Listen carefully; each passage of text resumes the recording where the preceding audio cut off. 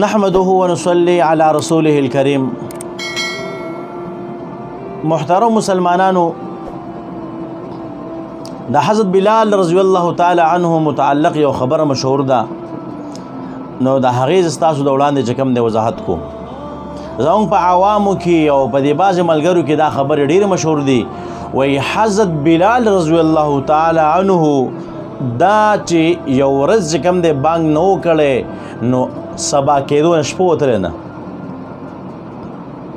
بانګ یې نه و کړی نو سبا کېدو نه شپه چې کوم دی نه وتلی. محترمو، دا خبره دا په صحیح سند سره ثابته نه ده.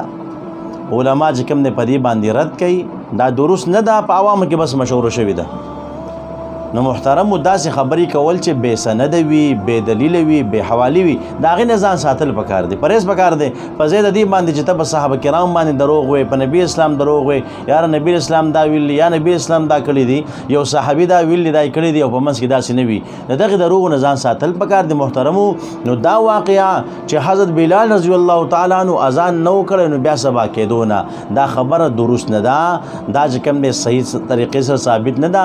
د دې نه پرهیز پکار دی، داسې خبرې بیانول نه دي پکار. ها، د بلال رضی الله تعالی عنه خو چې کوم دی نور هم ډېر فضایل دي، چې کم فضایل دي او صحیح ثابت دي هغه دې بیان کو که نه.